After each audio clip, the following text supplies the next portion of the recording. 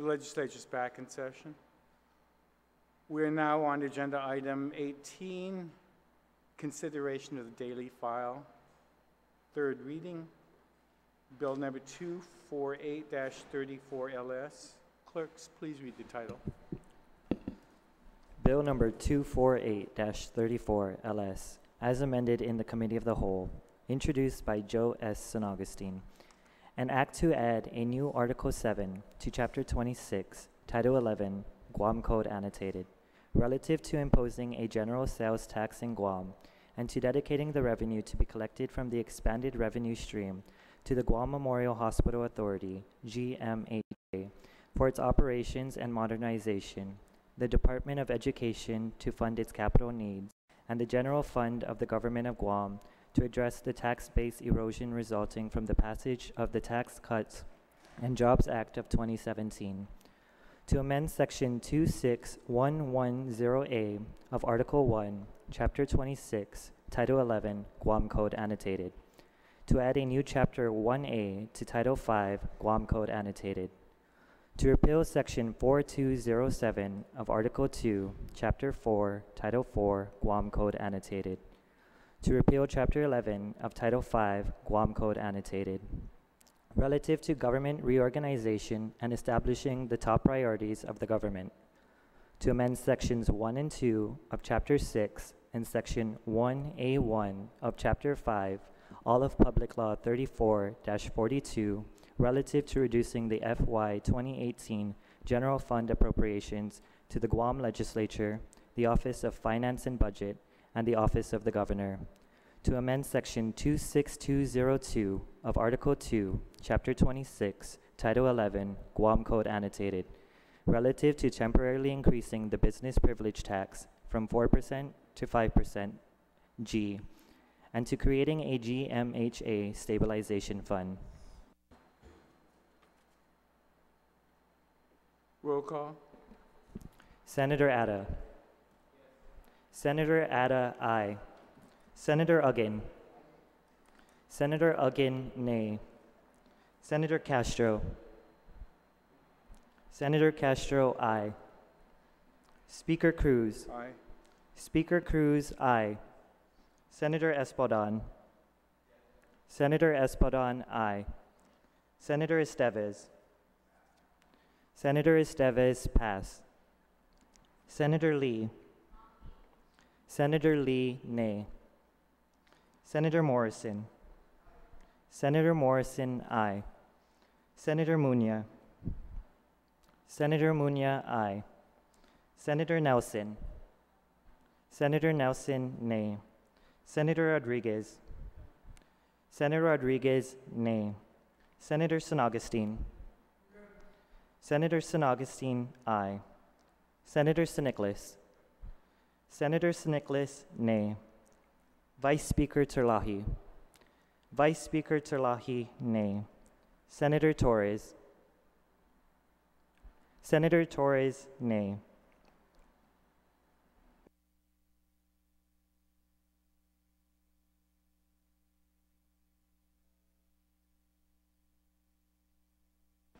Senator Estevez. Senator Estevez, pass.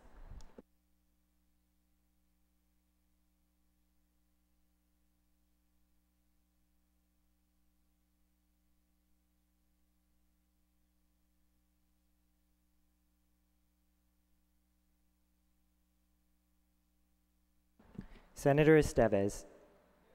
Senator Estevez, aye.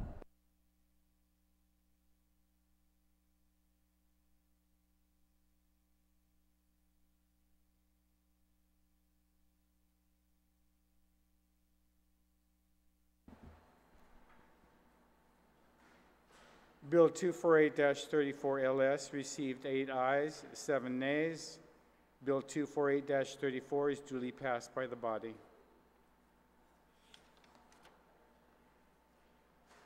Brief extensions? Any announcements? Oh, is there brief? Did I see an extension here? And there? And there. All right. We'll start with Senator Estevez. Thank you, Mr. Speaker. I'm sure my colleagues will agree this has been very difficult moving forward, trying to address these critical issues with regards to the shortfall to government of Guam, competing interests, competing ideas, and really proving the point of what a deliberative body is supposed to do. And I just want the record to reflect that I still have reservations about the sales tax as it exists in law. But in moving forward with the other provisions adopted by this body, to commit to working with the government, with the executive branch, to reorganize government of Guam to be more efficient, reductions in spending, and revenue enhancements has been the compromise that has been brought up in many public hearings and by many members of this community. What started out as a general sales tax turned into a comprehensive solution coming from the legislature, which I think is the most important thing. And despite the agreements and disagreements we have in this body regarding this particular bill, I believe it presents a framework that we can all work towards to try to make it the best we can. I was not particularly happy with a lot of the technical issues I saw with the general sales tax, Mr. Speaker, but I stand committed to working with members of this body and the community with the timeline of 6 months to turn it into something that is both the mid and long-term solution for the impending fiscal crisis of 2019, as well as working with the community to ensure that we find ways to reduce the negative impact it has on our community and the most vulnerable. I'd like to thank my colleagues for the time put into this. I'd like to thank my colleagues for the input into this bill, regardless of whether they intended to vote on it or not. I think it was all critical in deliberation and providing additional thoughts and perspectives throughout the entirety of this session. So I'd like to thank my colleagues, and thank you, Mr. Speaker. Thank you for the opportunity. Thank you, Senator Esteves. Madam Vice Speaker.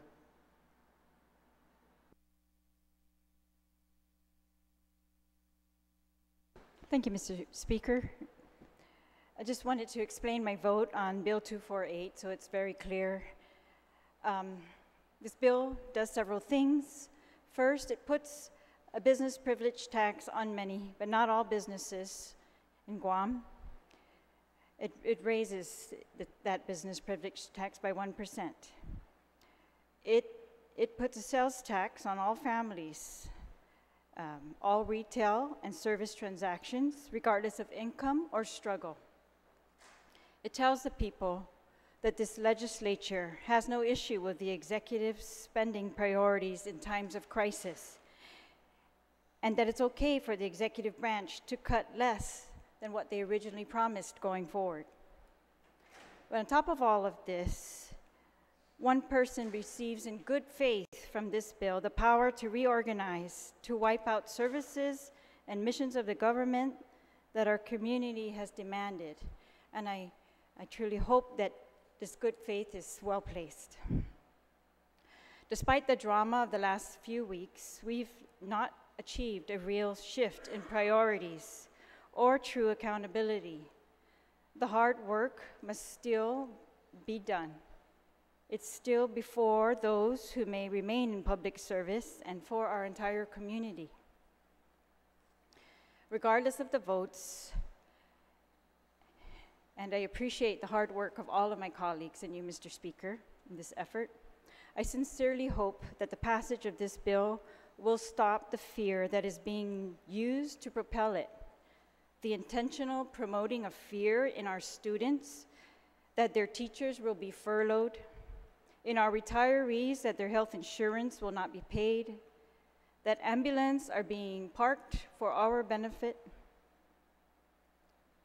It is time to work harder and to face head-on our vulnerable economy, our vulnerable political status, so that we can insulate those who come after us from whim and fear and unilateral priority setting for our entire community.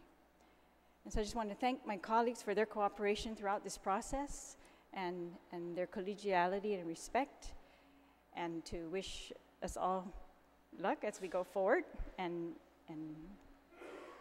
with the hard work. Si Diyos masi. Senator Muñoz.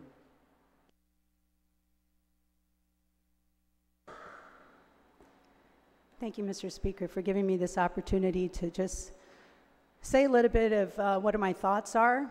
By all means, I don't think this is, although we've heard some cheering and yelling in the background, this is really not a victory. I mean, going through this whole process actually had me reflecting on a time in my life where I never really wanted to remember. And that was a time where I couldn't afford to do anything, let alone even buy food.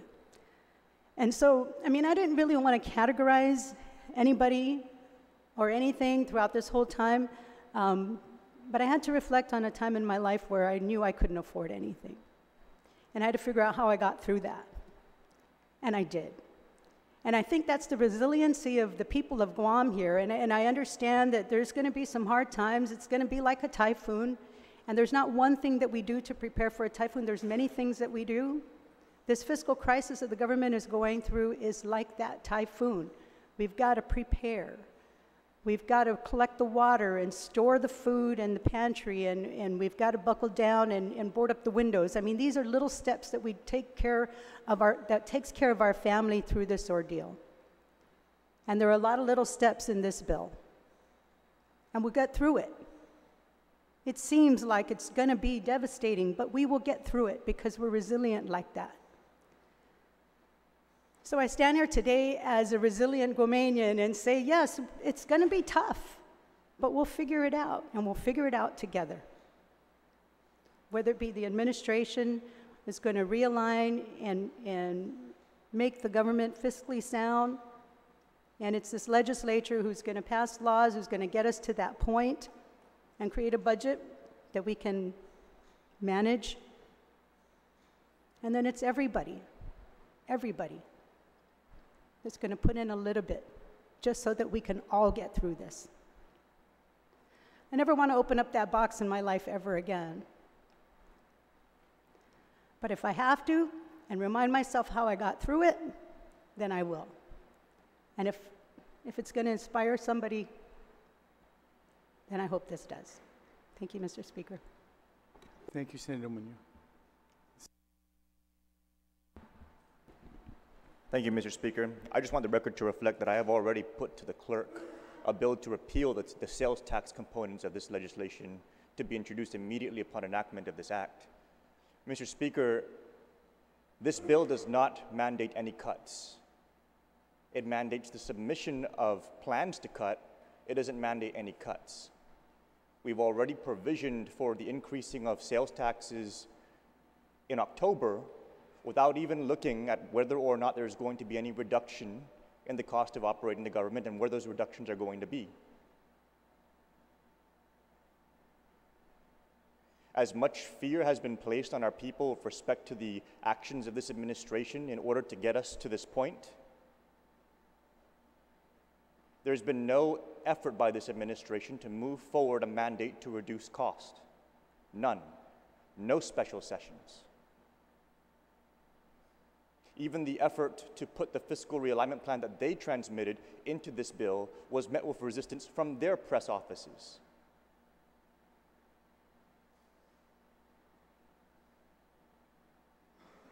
And if there's anything to be afraid of, Mr. Speaker, it's the fact that we have a struggling community who's going to struggle more. So many of our kids are on free and reduced meals. We even have some schools that are just blanket free lunch. And while the department is saying, save DOE and raise these taxes, the very students in those classrooms, those free and reduced schools, are the ones who are going to be hurting. I'm deeply disappointed in the way this board, this education policy board, has manipulated students.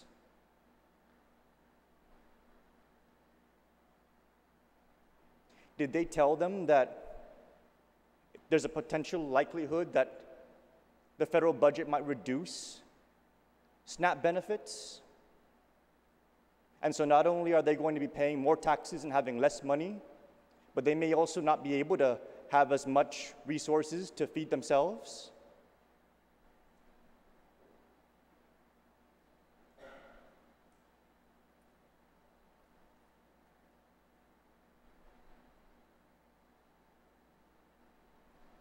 Playing to the fears that this administration is casting rather than allaying them and reassuring them, and using that fear to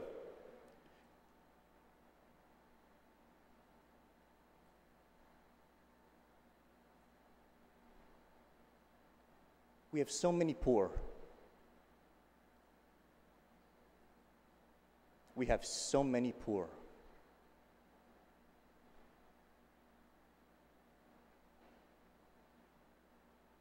And all this talk about how we never saw this coming and the Trump tax cuts put us here, I wrote a letter to the governor and to the congresswoman.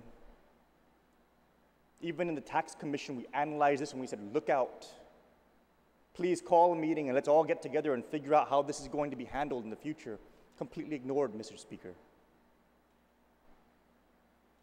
We talked about trying to get options to not have to take this action, and instead we're just brought into special session after special session.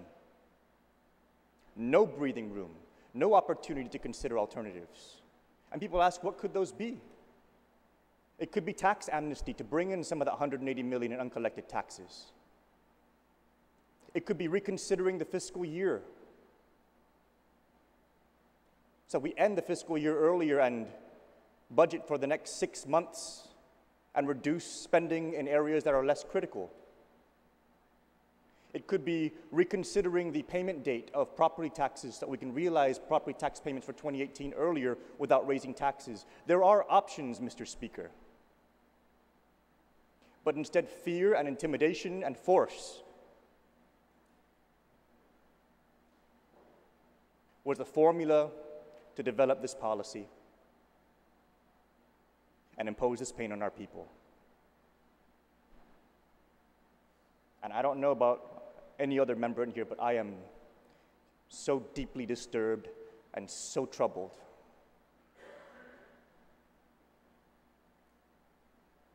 This gross receipts tax, this business privilege tax that's going to go up on April 1st is going to see prices rise on this island across the board.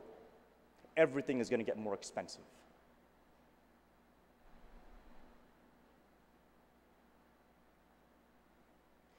I would proffer our community to look very closely because I doubt everything is only going to go up by a penny. This GRT is a 1% increase. All the prices should only go up a penny, but that's not going to be the case.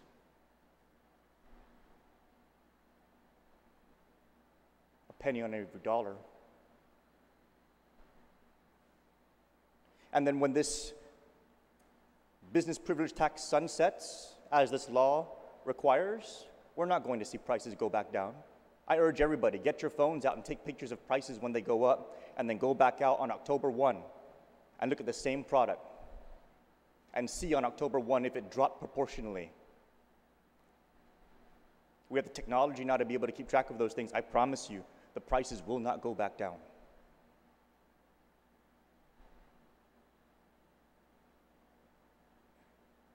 And I'm not saying anything new right now, Mr. Speaker. These are all things brought up in the deliberations of this bill.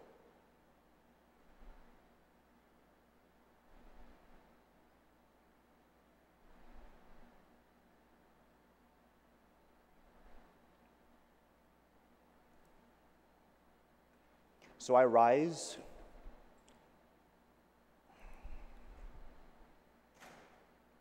to express my deepest apologies to our people. I really wish I was able to do something.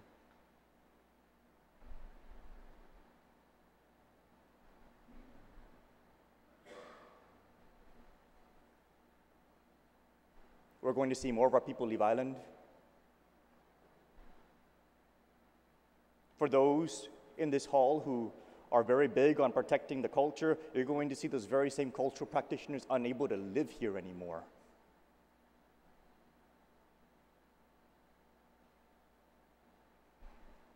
It's alluded to that I'm culturally insensitive, and that's actually the opposite extreme.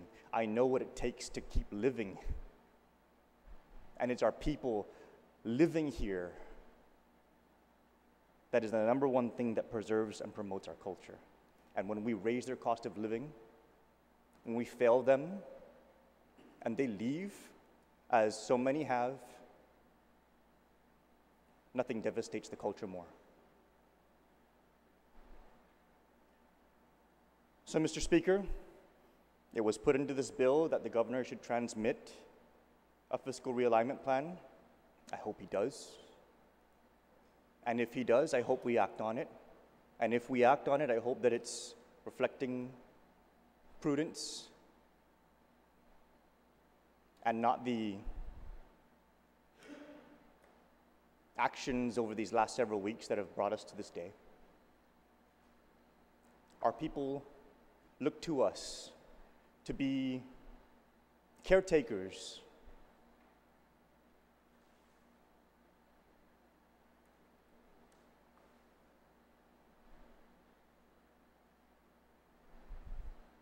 we have to be much better caretakers than this. Thank you, Mr. Speaker. Thank you. Senator Lee, then Senator Argan.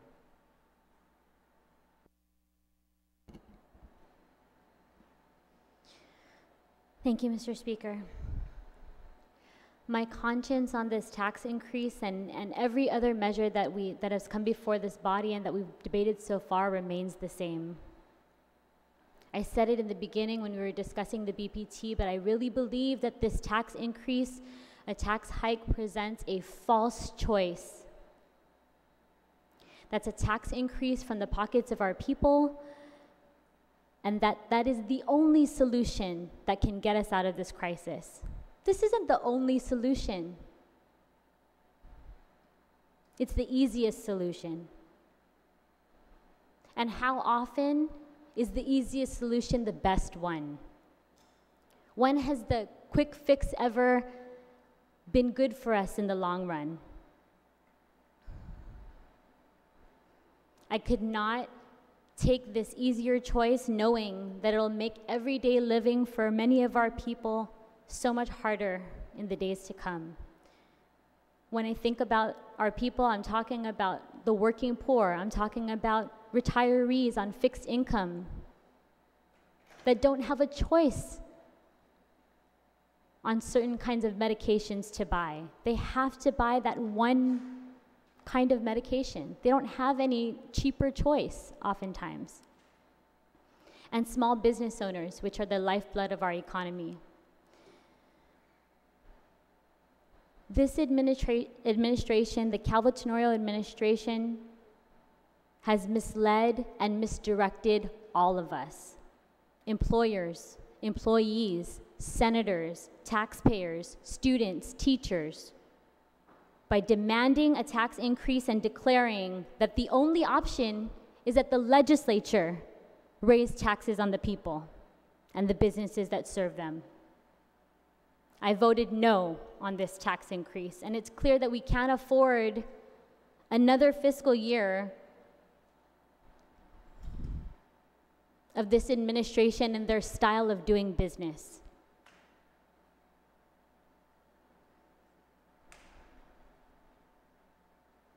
Although I'm very disappointed in the outcome of this vote, I remain committed to working to prevent harm on our working families and proposing programs and exemptions that'll help to strengthen our families. I am encouraged by the work that this body has done, coming together to really discuss and debate solutions. I know that our people deserve leaders that will diligently execute other avenues and think of other ways to get us out of these very, very big and deep problems and not just take that quick fix. And so I remain committed to doing that work. And I thank my colleagues in advance for joining me to do a small seat. Senator Duggan.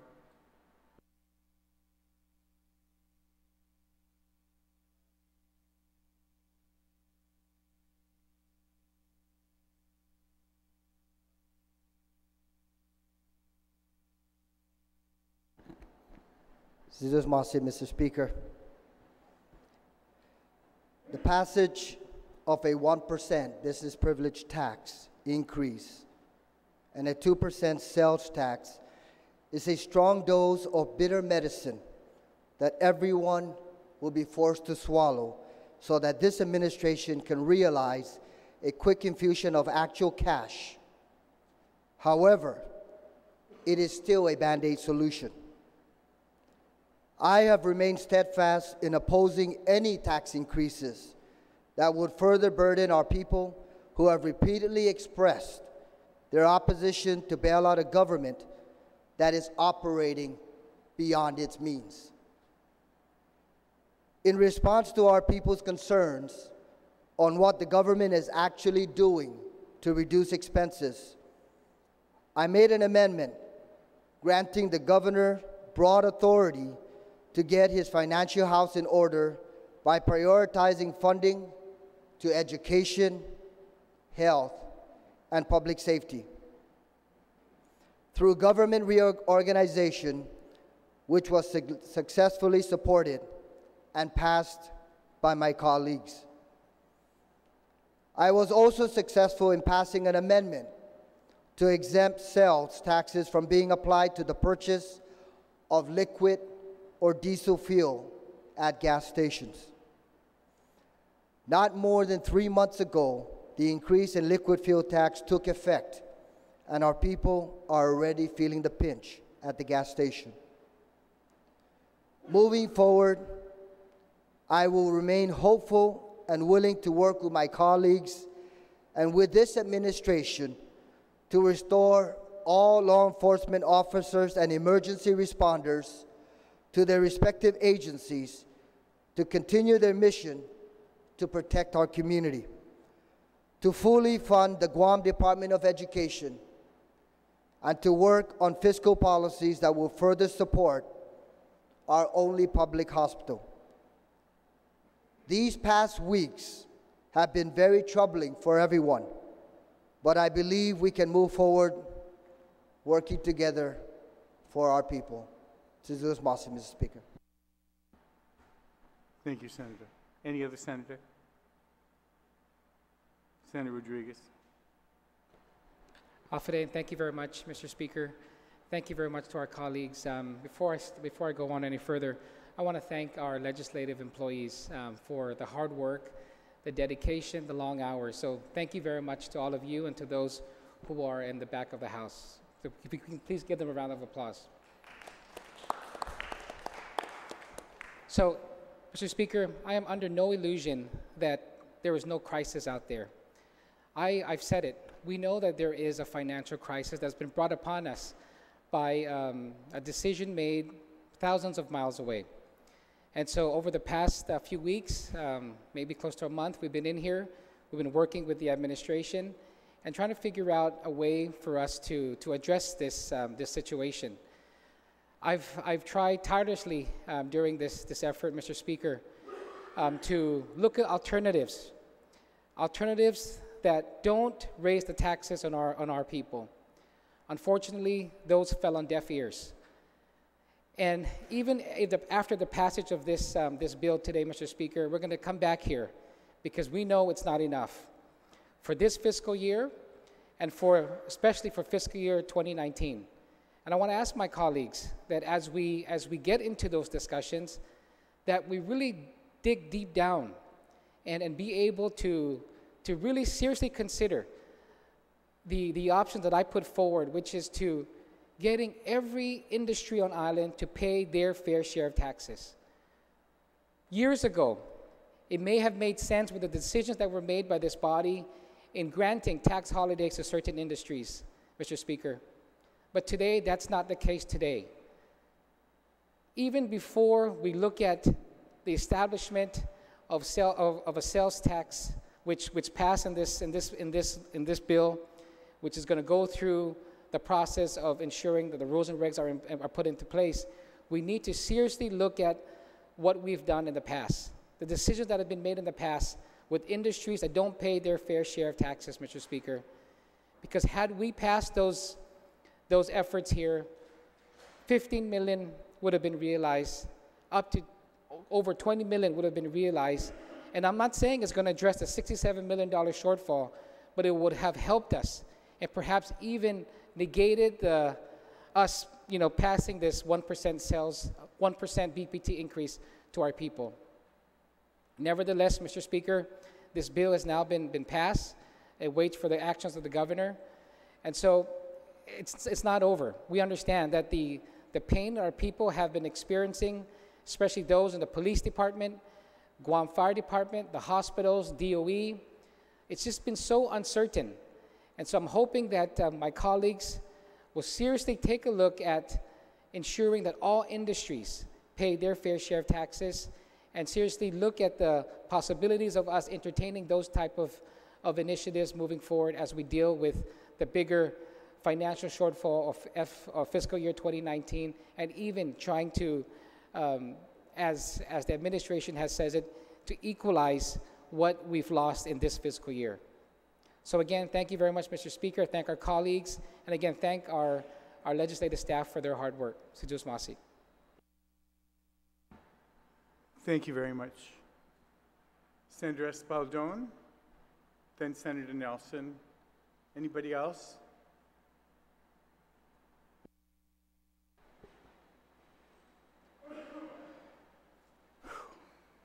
Thank you, Mr. Speaker. This was not an easy decision for any one of us in this hall to make, whether you voted for it or whether you voted against it. However, the reality is, as mentioned and as we all know, there is a fiscal crunch, a financial crunch that's going to affect the operations of our government unless we do something. In this bill, yes, we did provide for a temporary increase into the BPT to raise it to 5%, which will then sunset in September, at the end of September. And in its place, according to this bill, will be a sales tax of 2%. I also am troubled by the whole process, first of all, that we've had to go through to even talk about a sales tax.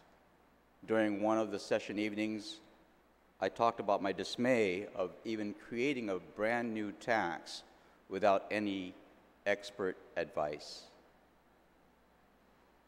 However, that being said, when the new component of perhaps considering an immediate infusion of some cash into our coffers became available, of increasing the BPT to 5%, that kind of signaled in my mind that right after this vote, we have to go back amongst our offices and as a legislative body to really then sit down and invite the experts to go over the creation of a new sales tax very methodically and and with an eye to the details. Moreover, within the next 6 months before the sales tax is supposed to take effect, it gives us all an opportunity to introduce measures in which we can look at how we can cut costs in the government. I know that I have a bill in there that would just do that, as well as some other measures that have already passed. One was introduced by you, in which we go to a single insurance provider, which could potentially save $20 million. There are other measures that have been introduced that could actually create new revenues. But until we get out of this session, this special session, we will not be able to address those. And I'm hoping that within the next 6 months or shorter, that we have the opportunity to really examine what other avenues we have to really bring down the negative impact of the federal tax law, the new federal tax law. And there may be that situation in where once we can identify and get more input from the community as well as the various agencies, that there is always that possibility that a sales tax may not be necessary. But we can't get to that point unless we're out of this special session and until we address, at least to some degree, the influx of some monies to make up for the shortfall that we know we are experiencing right now. There is always that possibility. I'm not sure it's a doom and gloom situation right now. We are definitely in a period of change, and with every change, there is some pain, there is some hurt. But I'm not sure it's so drastic that the end of our island is at hand. I believe in the good efforts and the good intentions and the good minds within our legislative body to really come up with various ideas. We've heard some during this past session, right, that should probably be addressed and even voted on in a positive way to help us minimize the negative impact that the new federal tax law has cast upon us. And I am still optimistic that there may be a possibility that a sales tax of 2% may not be necessary. And perhaps in the worst case scenario, it could be reduced from a 2% sales tax to something even lower. But again, in this challenge, we have to also look at the opportunities. And there are many opportunities, but it will require a lot of hard work. It will require a lot of numbers crunching. It will require a lot of conversations with experts, as well as knowledgeable people in the field, because I think all of us here are of the same mind. The last thing we want to do is really hurt those who can least afford it. But the realities are that there are many government services that those who can least afford any kind of tax increase, that those services are required that the government provide. And if we have to shut them down because we have not made any movement towards at least augmenting some of the lost revenue that we're going to see from this federal tax cuts, then those services to them will also be cut. So yes, we are in a very difficult time, but we've been in difficult times before. And I don't think it's a time to fold, and I don't think it's a time to cry that this is the end of who we are. I think we've seen that when this island has been challenged, and even individuals, when they've been challenged to the ultimate, that they come through because they see that we see that the challenge creates new opportunities to do something different. In this challenge, there is that opportunity to reorganize our government. It's in this bill. There is an opportunity to cut costs in government spending. There is an opportunity to close loopholes in the law that allow businesses who are not paying their fair share to actually start paying their fair share. There are opportunities to create new revenue enhancements that won't negatively affect our people. So in the next 6 months, I believe we have a golden opportunity to do all that. But for today, because of the crisis at hand, we needed to pass something. And right now, what is immediately before us, without even talking about the sales tax, is an increase in the business privilege tax from 4% to 5%. It may increase the cost of living, and that increase in the cost of living may not go down once this increase in the business privilege tax sunsets. But as I mentioned before, there are other opportunities that could come, that could actually increase the disposable income of our people to offset the negative impact of a tax increase. We should not look at this as a doom and gloom situation. We should look at this as a challenge in which we should find opportunities to go on and to the next step of who we are, in defining who we are and what kind of community and society we're going to be. Because in the end, we cannot stay stagnant. If we stay stagnant, we fall behind. Constantly, we have to improve ourselves, improve the way we govern ourselves, improve the way that we operate ourselves. But in the end, again, we need to look at this in a positive light. Because if we defeat ourselves right now and start dividing ourselves on this whole issue without realizing and acknowledging the fact that if we do not see any new revenues immediately, then important services to the community will be cut and no longer available. We need time.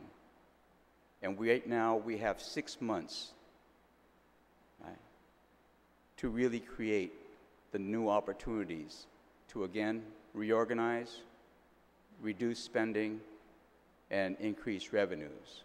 We know that on the horizon later this year, there will be contracts that will be awarded by the Department of Defense. And though we will not see the tax revenues from those awards until perhaps starting next year, it won't be in the total amount. But at the same time, again, with all the different policies or legislation that will be introduced to try to assist us, I think that we can find that happy point in which new opportunities for our people are created to increase their income, as well as possibly the ability to reduce our spending in government and move forward from there. Mr. Speaker, this has not been an easy time, but there are certain realities that we need to acknowledge. And this in itself, this increase for the next 6 months of going from 4% to 5% in the BPT,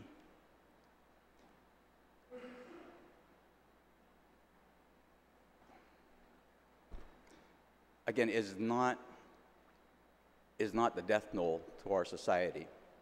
It is the ability to take a little bit of pain, or it provides us the avenue to take a little bit of pain as we go on to the next step. We can't face this in a negative light, even though it has hurt. In all change, in all growth, there are challenges and pain. But when you get to that next level, the next stage that we are destined to arrive at, we will look back and say, perhaps that wasn't so bad, because we're at a whole new level now. It's not been an easy decision, Mr. Speaker, for any of us here. I stayed up all night thinking and praying about it. But in the end, the reality is something needed to get done for the immediate term, so that we can start looking at avenues to address the midterm and the long term. And this is the job before us going forward. Thank you, Mr. Speaker. Thank you, Senator. Senator Nelson.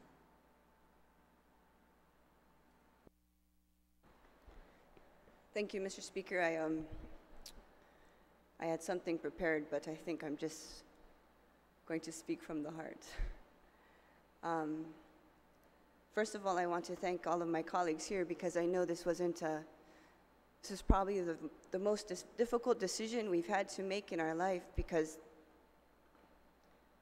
this decision affected the people of Guam, their lives, their livelihood, their family's livelihood. And I know it wasn't easy, because we had to also look at the practicalities of what we're facing. A $67 million shortfall this year, and next year $100 million more. So although many of us may not have agreed, I want to thank you for your hard work and your commitment to find solutions.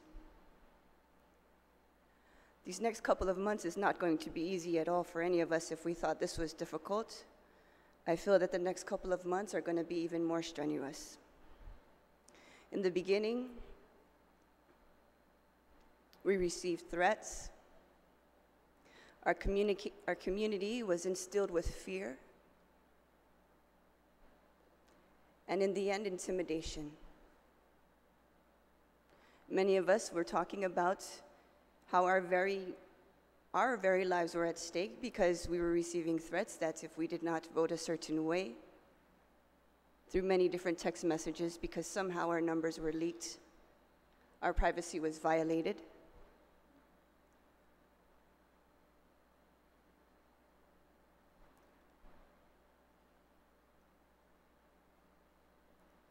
So now what do we do?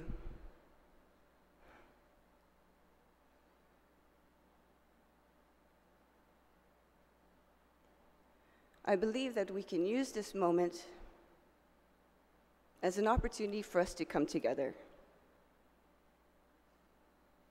to dedicate ourselves to following our hearts, not to following the orders of some other co-equal branch, and also that we stay vigilant, because prices are going to go up and prices may not go down after the sunset provision of the BPT. So we need to find ways to enforce it.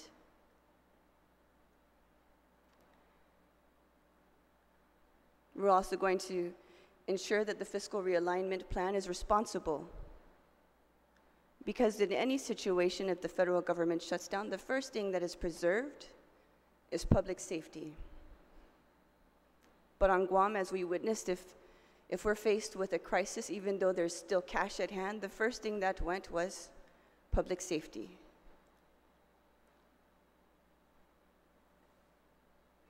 And so we need to be ready to be united as one body, and also to work with the community. And I feel that the community didn't really get an opportunity to see what we had to, the practicalities that we had to balance. And I think that we should make more of an effort to go out to the villages and hold these town hall meetings as the months approaches, when we look at the next shortfall of $100 million in FY19.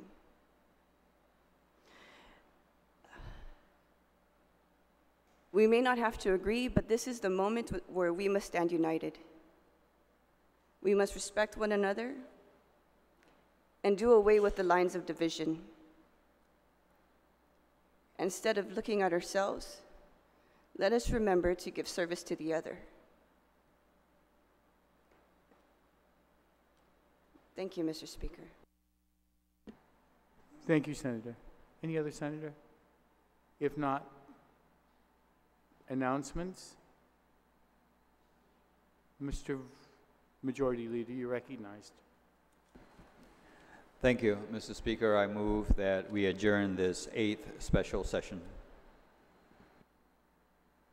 On that motion, any objection? Hearing none, this special session is adjourned.